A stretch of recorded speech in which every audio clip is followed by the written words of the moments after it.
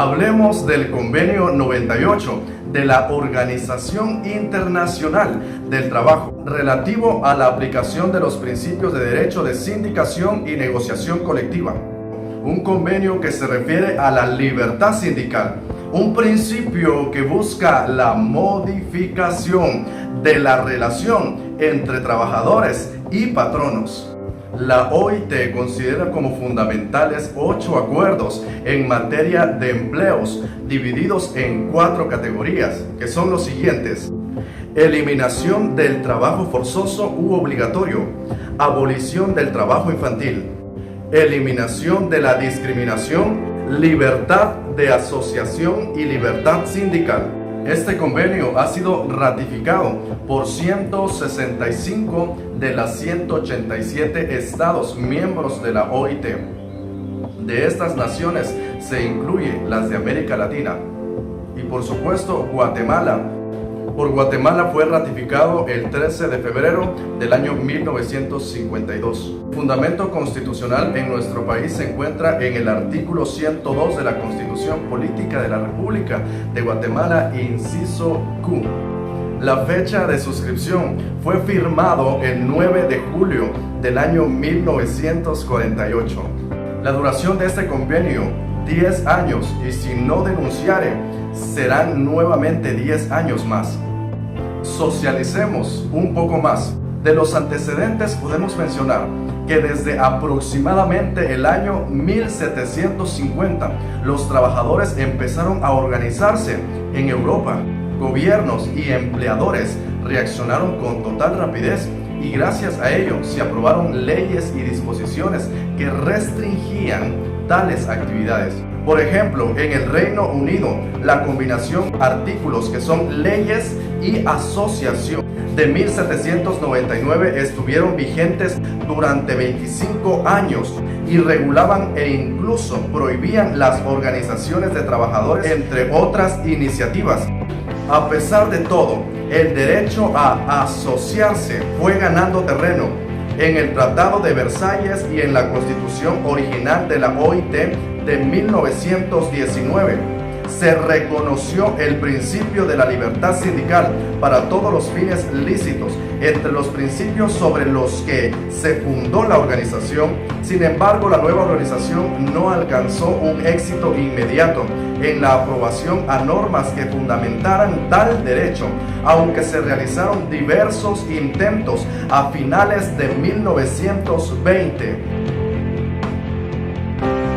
El defecto obvio del convenio número 11 sobre el derecho de asociación agricultura, aprobado en 1921, fue que no definió el derecho a la libertad sindical. Las cosas cambiaron cuando la OIT adoptó sus convenios fundamentales números 87 y 98 sobre la libertad sindical, el derecho de sindicación y a la negociación colectiva en 1948 y 1949.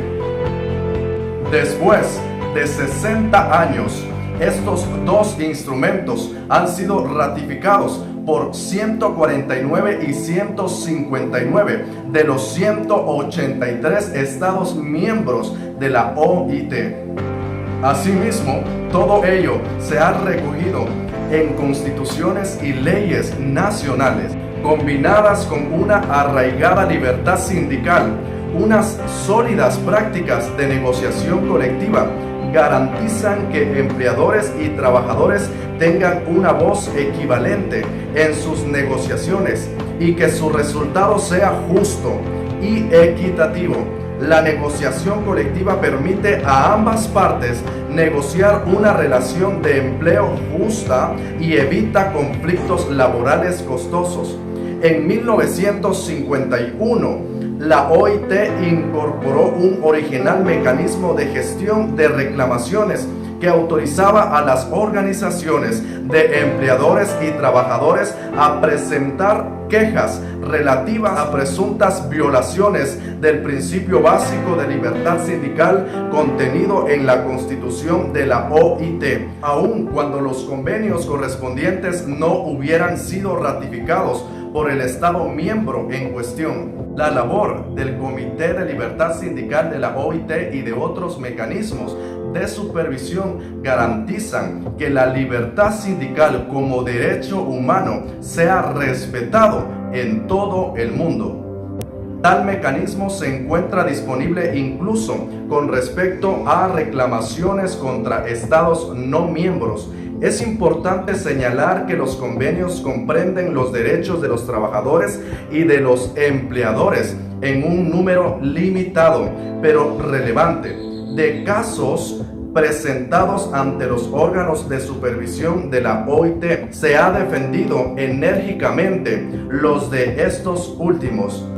Las prácticas de negociación colectiva establecidas fueron uno de los elementos que permitieron a la República de Corea capear la crisis financiera asiática, y los mecanismos de gestión de reclamaciones antes mencionados posibilitaron que Sudáfrica llevara a cabo una transición relevante pacífica en la era posterior al apartheid. Las normas de la OIT promueven la negociación colectiva y contribuyen a garantizar que unas relaciones laborales adecuadas beneficien a todos los interlocutores.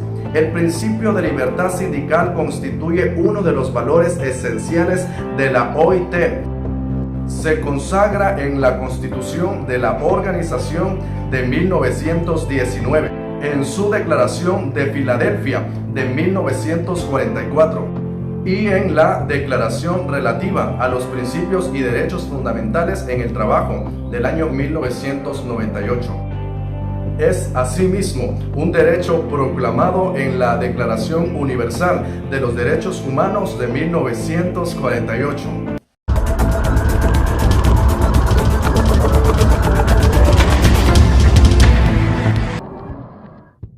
El Convenio Interamericano sobre Concesión de los Derechos Civiles de la Mujer.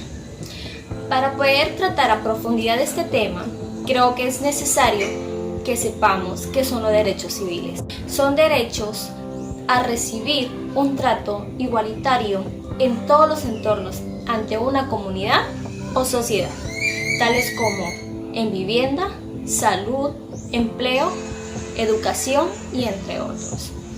Ahora nos pasamos al convenio y vamos a hablar de su fundamento constitucional, el cual está regulado en el artículo 4, el cual se titula Libertad e Igualdad de nuestra Constitución de la República.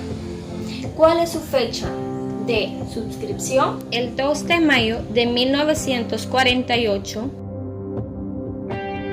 Fecha de ratificación, el 17 de mayo de 1951. Tiempo que duró este convenio es del 30 de marzo al 2 de mayo de 1948. Antecedentes, y vamos a empezar desde la Comisión Interamericana de las Mujeres, CIM, el cual fue originada en 1928. Resolución de la Sexta Conferencia Interamericana. Fue el primer organismo de carácter intergubernamental en el mundo, fundado expresamente para luchar por los derechos civiles y políticos de la mujer en el continente, es decir, en todos los rincones de diferentes gobiernos y estados. Desde sus inicios, la CIM ha mantenido entre sus principios básicos la defensa de los derechos de la mujer en el hemisferio, para lograr que mujeres y hombres participen en condiciones de igualdad en todos los ámbitos de la vida social, a fin de que disfruten plena y equitativamente los beneficios del desarrollo. Como muy sabemos, en épocas anteriores, el machismo se veía en diferentes países, donde solo el hombre tenía voz y voto y sobre todo el goce de muchos derechos, donde la mujer era ignorada y por supuesto no era aquella con el voto, ni mucho menos la expresión de poder hacer algún cambio o poder expresar alguna mejoría ante cualquier situación. Continuando con el papel histórico por el cual ha pasado este convenio, seguimos en la fecha de 1994. La Asamblea de Delegadas de la CIM aprobó su Plan Estratégico de Acción durante 1995 y el 2000. Ese mismo año se celebró en Miami la Cumbre de las Américas, que mediante la aprobación de su plan de acción dejó expresar la necesidad de fortalecer las políticas y programas que mejoren y amplíen la participación de las mujeres en todos los ámbitos de la sociedad. Tema 18. Fortalecimiento del papel de la mujer en la sociedad, así como el fortalecimiento de la CIM.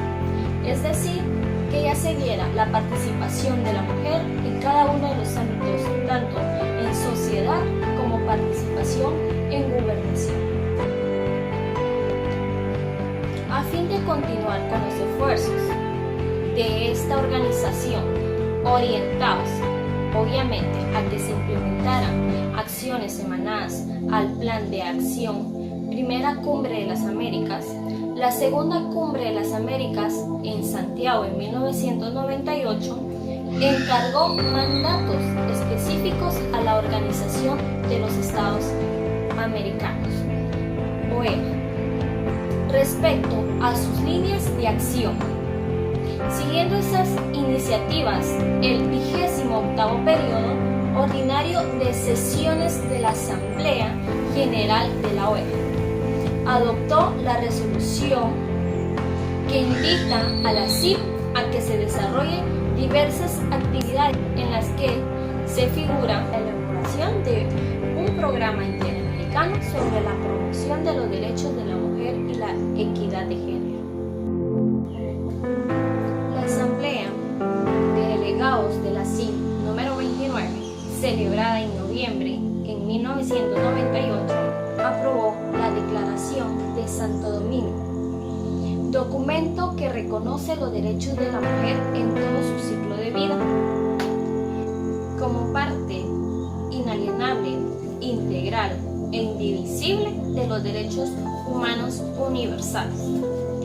Además, reafirma la importancia de poder proteger y guardar los derechos humanos de la mujer, eliminando toda forma de discriminación contra ellas, apoyándose en estrategias orientadas al fortalecimiento de la CIM y en sus relaciones con otras instancias del sistema interamericano. Seguidamente de la mencionada Asamblea de Delegadas de la CIM, se aprobó la resolución Fortalecimiento y Modernización de la Comisión Interamericana de las Mujeres. Esta resolución sería la base para que el 29º periodo ordinario de decisiones de la Asamblea General de la OEA aprobara la resolución Situación de la Mujer en Américas y Fortalecimiento y Modernización de la Comisión Interamericana de Mujeres, en el cual se convoca a una reunión de ministras o autoridades al más alto nivel responsables de las políticas de las mujeres en los Estados miembros.